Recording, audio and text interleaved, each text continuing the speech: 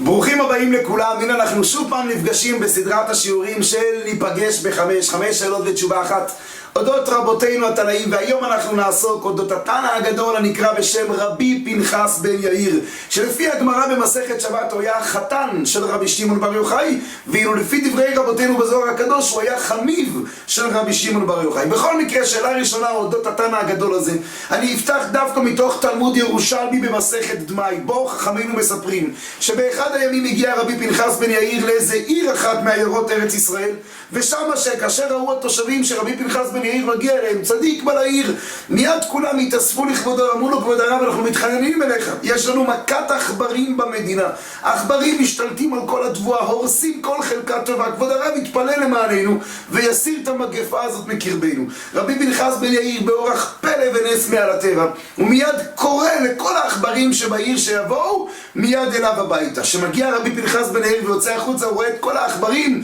מתאספים סביב הבית שלו, אומר להם רבי פנחס בן יאיר, הוא מדבר עם העכברים: מדוע באתם לכאן? מה כל הסיפור שאתם ככה משתוללים כאן בעיר הזאת? ואז הם גילו לו שאנשי העיר לא מדקדקים במצוות הפרשת תרומות ומעשרות, הם לא מאסרים על הפירות ועל הירקות כמו שצריך, כתוצאה מזה באנו לחלות להם את הממון שלהם.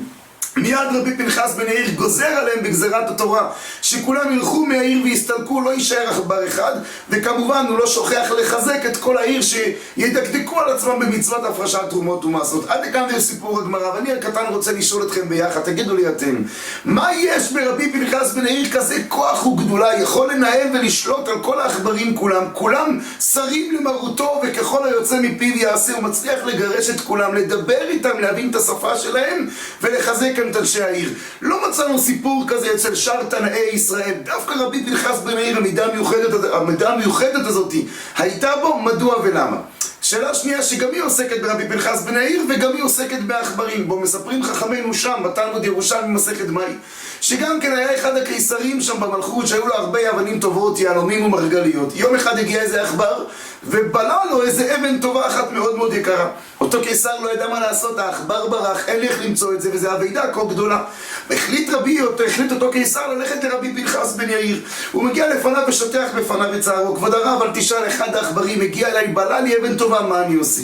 מיד גזר רבי פנחס בן יאיר עוד פעם שנייה על כל העכברים שיבואו לפניו. מגיעים העכברים, מסתכל רבי פנחס בן יאיר אחד ואז הוא מגלה איזה עכבר אחד שיש לו חטוטרת על הגב, יש לו איזושהי בליטה מסוימת על הגב. מיד הוא ציווה לעכבר: תקיא את מה שיש לך בתוך הגוף, ואותו אבן טובה נפלטה החוצה והחזיר אותה רבי פנחס לאותו הקיסר. וגם זה אני שואל כשאלה הראשונה, מה קורה כאן רבי פנחס בן יאיר? כזאת שליטה, ודווקא על עכברים, לא לחינם בורא עולם גלגל עליך סיפורים כאלה, ואומר שיש כאן משהו תחת מידה כנגד מידה וכדומה, ואת זה בדיוק אני רוצה לגלות. שאלה שלישית רבותיי, קשה לא פחות, היא מתוך מסכת חולין דף ו' ז', שם חכמינו מספרים לנו על אותו רבי פנחס בן יאיר שהיה לו מידה מיוחדת שלא נהגו בה שום חכם מחכמי ישראל.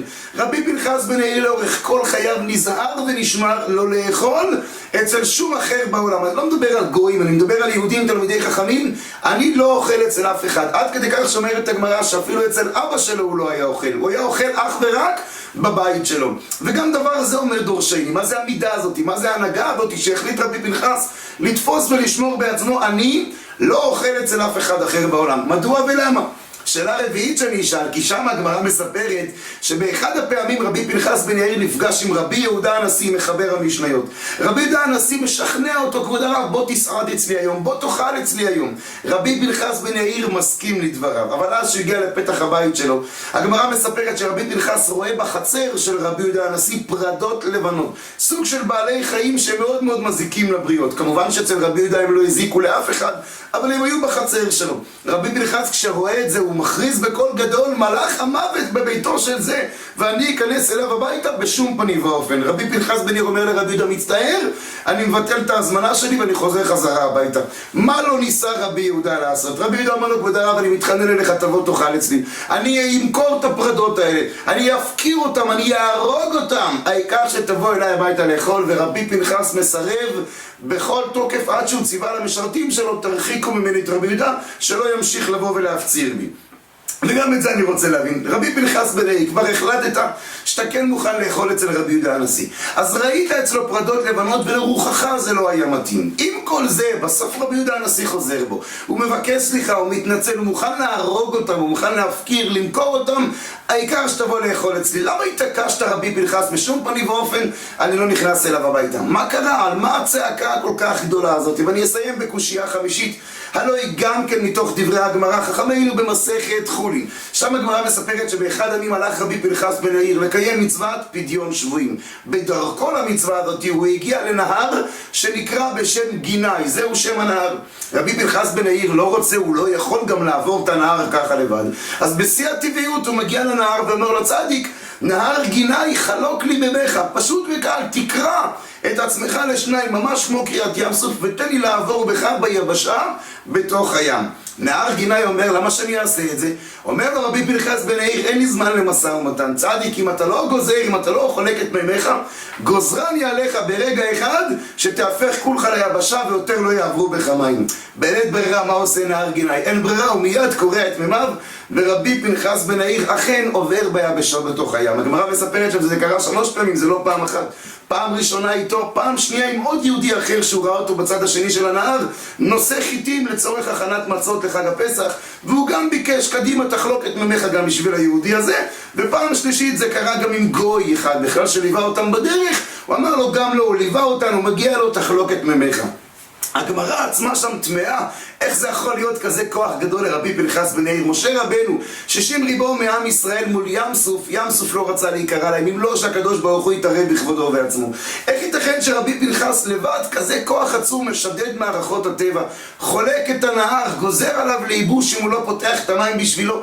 מה זה הכוחות האלה רבי פנחס בן יאיר? מה זה המידה המיוחדת שהייתה לך בכל פסיפס חייך?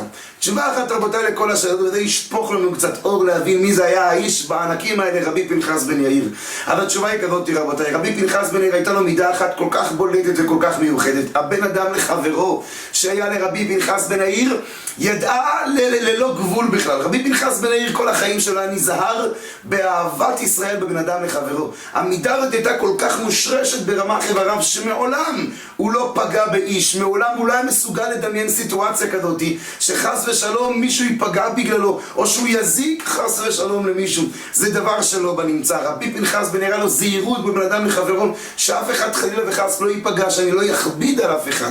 המידה הזאת גרמה לו לתפוס מידה מיוחדת, הנהגה מיוחדת, לא לאכול אצל שום אדם בעולם. לך תדע, אני אפול על בן אדם שאין לו מספיק, שהוא ירצה לרצות אותי אז הוא יכין לי בשבילו, והמצב הכלכלי שלו לא כל כך טוב, אני לא מוכן להתארח אצל שום יהודי בעולם, גם לא אפילו אצל אבא שלי. למה דווקא הוא נהג במידה הזאת?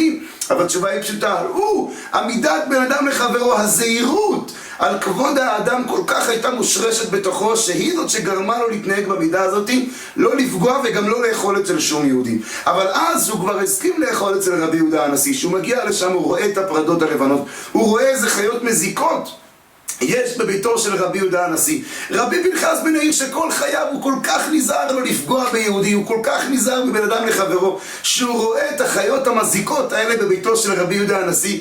לא משנה כמה רבי יהודה הנשיא ינסה לשכנע אותו ויפציר בו, רבי פנחס מסביר לרבי יהודה, זה לא אני, הטבע שלי, ה-DNA שלי לא מסוגל להיכנס לבית שבו נמצאים חיות מזיקות לבני אדם. אני כל חיי נזהר לא לפגוע בשום בן אדם, ואתה בביתך מוכן להכניס, גם אם עכשיו אתה מוכן לוותר על זה, אבל הסכמת להכניס בעבר שלך, בתוך הבית שלך, חיות שיכולות להזיק לבריות. זה בדיוק הפך הטבע שלי. אני לבית כזה לא נכנס בשום פנים ואופן. רבותיי, אותו רבי פנחס בן יאיר הוא היה הולך לקיים מצוות פדיון שבויים, מצווה כל כך חשובה, מצווה שהיא עזרה לבן אדם לחברו, להציל את אח שלי, להציל יהודי.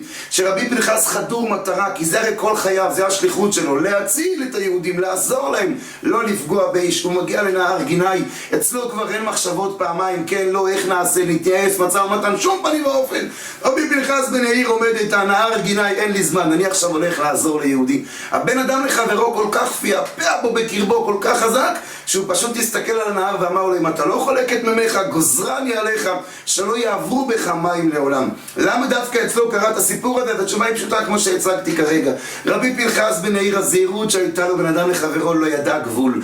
רבי פנחס בן יאיר שהוא הולך לקיים מצוות פדיון שבויים, לעזור ליהודים, אני אעשה הכל וישדד מערכות הטבע בשביל זה. וכן, גם אם יש עוד יהודי שצריך עזרה, לא רק פדיון שבויים, הוא עובר עם חיטים, הם לא רוצים שיתרדבו. גם אם יש גוי, אבל הוא עזר לנו, הוא ליווה אותנו בדרך, הוא יקבל גם שידוד מערכות הטבע רק בשבילו, כי זה אני לעזור לאחרים. עכשיו נוכל לסיים עם שתי השאלות ששאלנו בהתחלה לגבי העכברים. חכמינו במסכת תוריות מספרים וקוראים בעצם לאותם עכברים, אנה עכברי רש"י, העכברים נקראים רשעים. למה?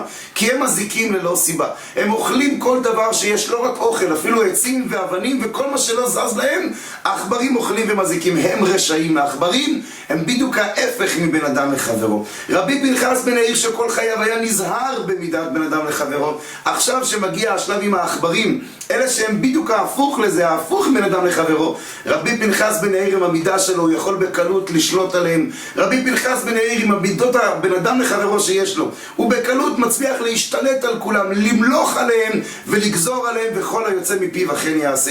מה שהוא יגיד כולם שרים למשמעתו. ולמה? כי אצלו המידת הבן אדם לחברו להיזהר ולפגוע באיש, נתנה לו עליונות. המידה שלו הייתה כל כך מיוחדת נגד כל הטבע כולו, ובפרט כנגד העכברים, שהם העכברים, כמו שציינתי, הם דווקא נגד הבן אדם לחברו, הם מזיקים ללא סיבה, הם מזיקים ללא שום תועלת מסוימת שלא תהיה. ורבי פנחס בן יאיר הוא הכי נזהר מהנזיקין לבן אדם לחברו. אז רבי פנחס בן יאיר הוא יבוא כנגד העכברים עליהם וישתלט עליהם. יהי רצון שאף אנו נזכה ללך באורו של רבי פנחס בן יאיר, שגם אנחנו נהיה לנו זהירות במידה של בן אדם לחברו, להיזהר לא לפגוע באיש, אלא רק לכבד כפי שציווה אותו לקדוש ברוך הוא. שתהיו מכבדים ויראים זה מזה, אמן ואמן.